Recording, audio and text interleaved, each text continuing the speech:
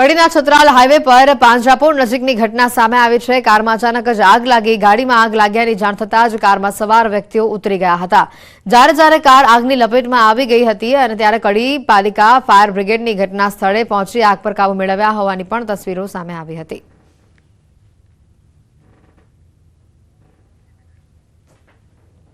બનાસકાંઠા જિલ્લાના ધનપુરા ગામે એક વ્યક્તિએ વીમો પકવવા માટે અનોખું તરકટ રચ્યું। ભગવાન રાજપૂત નામના શખ્સે પોતાના કરોડોના વીમાની પોલિસી પાસ કરવાના લાયમાં પોતાની જ હોટલના એક શ્રમિકની હત્યા કરી તેના મૃતદેહને કારમાં સળગાવી દીધો। મળતી માહિતી અનુસાર 27 ડિસેમ્બરે સળગેલી હાલતમાં એક કાર મળી આવી હતી, જેમાં સળગેલી હાલતમાં એક વ્યક્તિનો મૃતદેહ પણ હતો। આ કાર આરોપી ભગવાન રાજપૂતની જ હતી, જેથી લોકોને એવું લાગે કે ભગવાન રાજપૂતનું મોત થઈ ચૂક્યું છે। પ્રાથમિક દ્રષ્ટિએ પોલીસને એવું જ લાગ્યું કે આ ભગવાન રાજપૂતનો મૃતદેહ છે, પરંતુ પોલીસે શંકા જતા તપાસ તેજ કરી અને બાદમાં સામે આવ્યું કે આ મૃતદેહ ભગવાન રાજપૂતનો નહીં, પરંતુ તેના જ હોટલના એક શ્રમિકનો છે। 5 લોકો સાથે મળી ભગવાન રાજપૂતે આખી ઘટનાને અંજામ આપ્યો। વીરાભાઈ ગમિતી નામના વ્યક્તિને હોટલ ઉપર કામ કરવાના બહાને ઘરેથી લીધો અને તે બાદ તેને આ કારમાં સળગાવી દીધો। આમાં આખી ઘટનાને અંજામ આપ્યો। આ 5 આરોપીઓની ધરપકડ હાલ કરી લેવામાં આવી છે। મુખ્ય આરોપી ભગવાન રાજપૂત હજી પણ ફરાર હોવાની માહિતી છે, જેને ઝડપવા પોલીસ કામે લાગી છે। इंश्योरेंस के लिए किया है। इसकी जो गाड़ी है और खुद का टर्म इंश्योरेंस टोटल मिला के अराउंड 1 करोड़ है, और इसने इसकी एक होटल है केदारनाथ करके, वो और इसने जो गाड़ी भी ली थी उसका टोटल खर्चा इसको अराउंड 1 करोड़ का लोन था इसके ऊपर। जो बैंक स्टेटमेंट वगैरह हमने लिए हैं उससे ये पता लगता है कि लोन नहीं चुका पा रहा था या नहीं चुकाना चाहता था, तो इसने सोचा कि ये पूरा षड्यंत्र अगर मैं करूँगा तो मुझे 1 करोड़ के अराउंड जो है इंश्योरेंस मनी मिल जाएगा, तो यही इसका मेन मोटिव था। जामनगर गैंगरेपना आरोपी हुसैन शेखना गैरकायदे मकानों पर बुलडोजर फरी वळ्યું છે। ગેરકાયદેસર બાંધકામ સામે મહાનગરપાલિકા દ્વારા મોટી કાર્યવાહી કરવામાં આવી છે। આ પહેલા પણ ગેંગરેપના આરોપી હુસૈન શેખના ગેરકાયદેસર ફાર્મ હાઉસ ઉપર ફરી વળ્યું હતું બુલડોઝર। અને આ ઉપર લગભગ 6 થી 7 ગુના છે, જેમાં આર્મ્સ એક્ટ અને એનડીપીએસ ના ગુના પણ છે આના ઉપર। અને આના જે અત્યારે બાંધકામ છે આ રંગમતી નદીના પટમાં છે, અને એ ગેરકાયદેસર બાંધકામની કારણે ઘણા વખત જામનગરમાં જ્યારે વરસાદ થાય છે તો બાઢની પણ પરિસ્થિતિ સર્જાય છે। એટલા માટે આ જેએમસી દ્વારા બાંધકામ હટાવવાની કાર્યવાહી ચાલુ છે। સુરતના ભેસ્તાન વિસ્તારમાં 2 બાળકીઓ સાથે હડપલા કરનાર નરાધમ પોલીસના સકંજામાં આવી ગયો છે। ઉનપાટિયા નજીક અલીફનગર ખાતે સોસાયટીમાં ઘર પાસે રમતી 2 બાળકીઓ સાથે નરાધમ યુવકે શારીરિક હડપલા કર્યા, જે સમગ્ર ઘટના સીસીટીવીમાં કેદ થઈ છે। ઘટનાની ગંભીરતાને લઈ પોલીસે આરોપી સામે પોક્સો હેઠળ ગુનો નોંધ્યો છે। પોલીસે ગણતરીના કલાકોમાં જ આરોપી મોહમ્મદ નાઝીર અંસારીને ઝડપી પાડી વધુ કાર્યવાહી હાથ ધરી છે। ઘટનાના આ જે સીસીટીવી પણ સામે આવ્યા છે, અને જેને લઈને પોલીસે સમગ્ર મામલે વધુ તપાસ હાથ ધરી આ નરાધમને કડકમાં કડક સજા થાય તેવી લોકો પણ માંગ કરી રહ્યા છે। ભેસ્તાન વિસ્તારની આ ઘટના છે। આખી ઘટના સીસીટીવીમાં કેદ થવા પામી છે।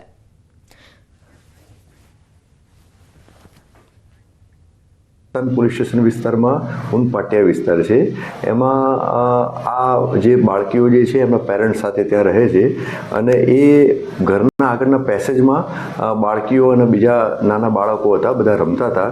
એમાં આ ઈસમ જે છે આરોપી ત્યાં આવી અને આ બાળકીઓ પૈકી 2 બાળકીઓ સાથે છેડતી કરી, શારીરિક હડપલા કર્યા। એ અનુસંધાને આ ક્રિમિનલ કેસ દાખલ થયેલો છે। તપાસ કરતા આરોપી મળી આવેલ છે, પોલીસે ડિટેન કરેલો છે। આરોપીનું નામ છે મોહમ્મદ નાઝીર મોહમ્મદ સગીર અંસારી।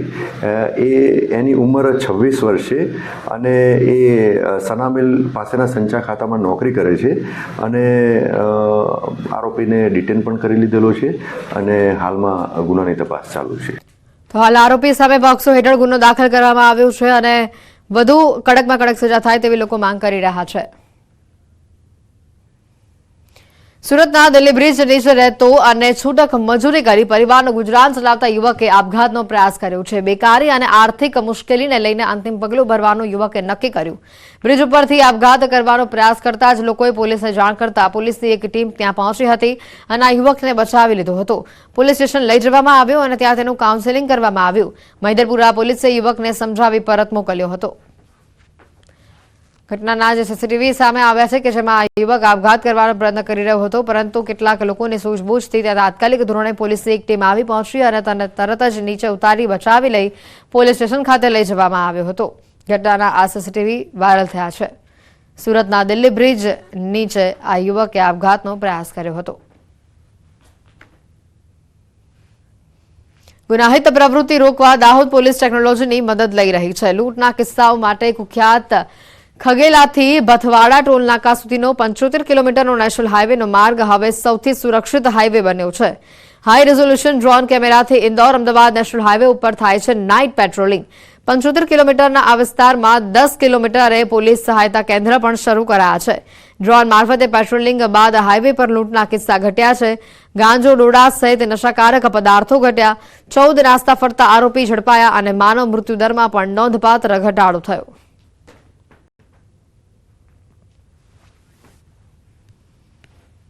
હાઈવે રોબરીનો એટેમ્પ્ટ થયો, જેમાં ડ્રોનથી પોલીસે પીછો કર્યો અને શકમંદોને લઈ આવવામાં આવ્યા.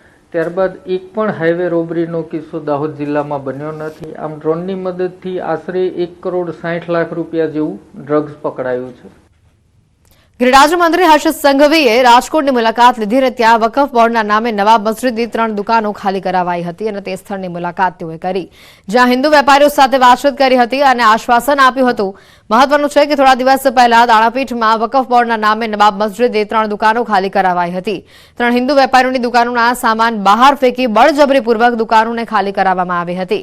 વેપારીઓ દ્વારા એ ડિવિઝન પોલીસ સ્ટેશન ખાતે ફારૂક મુસાણી સહિતના વ્યક્તિઓ વિરુદ્ધ ગુનો દાખલ કરાયો છે અને જે બાદ પોલીસે ફારૂક મુસાણી સહિત 9 વ્યક્તિઓની અટકાયત કરી છે. હિન્દુ મુસ્લિમ ધર્મના લોકોએ સાથે મળીને દુકાનમાં સામાન પરત મૂક્યો. ત્યારે હર્ષ સંઘવે વેપારીઓ સાથે વાતચીત કરી સમસ્યા સાંભળી હતી. દાણાપીઠ વિસ્તારમાં જય જય શ્રી રામ અને વંદે માતરમના નારા પણ લાગ્યા. જે બેઠકમાં સ્થાનિક ધારાસભ્ય રમેશ રટીલાળા, રાજ્યસભાના સાંસદ રામ મોકરિયા, ધારાસભ્ય ઉદય કાનગડ, ડોક્ટર દર્શિતા શાહ આ સહિતના લોકો હાજર રહ્યા હતા. રાજકોટના દાણાપીઠમાં સાહેબ રૂબરૂ આવ્યા, મને પાસે બોલાવીને પૂછ્યું કે આ બધું કેવી રીતે થયું, એ બધી વિગત મેં જણાવી. સાહેબે કીધું કે અમે બધા તમારી સાથે જ છીએ, ભવિષ્યમાં આવું કોણ ન થાય એના માટે અમે પૂરેપૂરી મહેનત કરશું.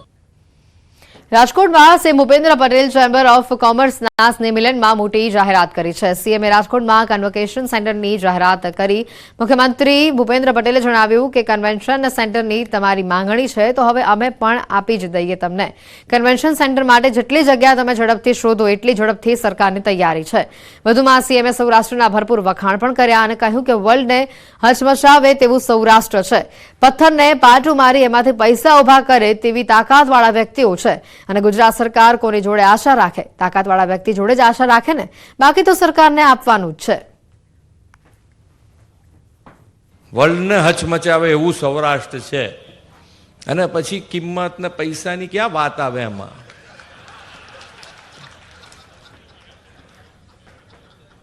પથ્થરને પાટું મારે એમાંથી પૈસા ઉભા કરે એવી તાકાતવાળા વ્યક્તિઓ છે. અને ગુજરાત સરકાર બી કોની જોડે તો આશા રાખે? તાકાતવાળા વ્યક્તિ જોડે જ આશા રાખે ને, બાકી તો આપવાનું જ છે સરકારને. તો જંત્રી વિશે સીએમએ ઉમેર્યું કે જંત્રી ભાવ વધે કે ન વધે, અત્યારે જે ભાવ છે તે મુજબ જ તમે જીઆઈડીસી બનાવી દો. જગ્યા શોધી લો અને જો જગ્યા હોય તો જીઆઈડીસી બોલાવી આપી પ્રોસેસ પણ પૂર્ણ કરાવી દો. વેપારી માણસ છો તો નુકસાનીમાં થોડું જવાય, ઝડપથી કામ પૂર્ણ કરી દો. જીઆઈડીસી અને જીઆઈડીસીમાં વિજયભાઈ એક અત્યારે કે જંત્રી તમે ના વધારવાના હોય તો જીઆઈડીસીની જંત્રી પ્રમાણે 100%, 125% અને 150% પ્રમાણે વ્યાજબી, નહીતર પાછી એ ઉપાધિ થશે. પણ તમ તાર અત્યારે હજુ તો વધારો ત્યારે થાય ના થાય ત્યાં સુધી અત્યારે તો જે ભાવ છે એ પ્રમાણે છે ને, તમે જીઆઈડીસી તો બનાવી દો. રાજકોટ જિલ્લાના ઉપરેડાના પ્રાસલામાં સ્વામી ધર્મબંધુજી મહારાજ પ્રેરિત 25મી રાષ્ટ્રકથા શિબિરનું આયોજન કરવામાં આવ્યું અને જેના સમાપનમાં સીએમ ભૂપેન્દ્ર પટેલ ઉપસ્થિત રહ્યા હતા. જેમાં સીએમ ભૂપેન્દ્ર પટેલે હિન્દીમાં લોકોને સંબોધિત કર્યા. પ્રાસલા ખાતે શિબિરમાં મુખ્યમંત્રી ગુજરાતીમાં સંબોધિત આપતા હતા, ત્યારે વિદ્યાર્થીઓએ હિન્દીમાં બોલવાનું કહેતા મુખ્યમંત્રી હળવા મૂડમાં આવી ગયા હતા અને કહ્યું કે હિન્દીમાં બહુ બોલતો નથી, પણ આજે હું હિન્દીમાં સમજાવવાનો પ્રયત્ન કરીશ. ત્યારબાદ હિન્દીમાં સ્પીચ આપી હતી, જેમાં મહારાષ્ટ્ર, ઝારખંડ સહિતના રાજ્યોમાંથી આવેલા મહાનુભાવ અને યુવાનો ઉપસ્થિત રહ્યા હતા. ठीक है, मैं थोड़ा बहुत कोशिश करता हूँ मैं हिंदी में बोल सकूं, लेकिन आप सबका गुजरात की धरती पर मैं स्वागत करता हूं।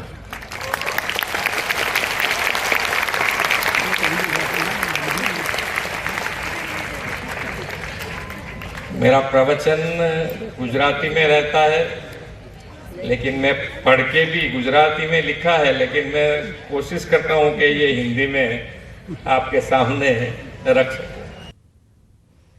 સમાચારોમાં હાલ રોકાઈશું એક બ્રેક માટે।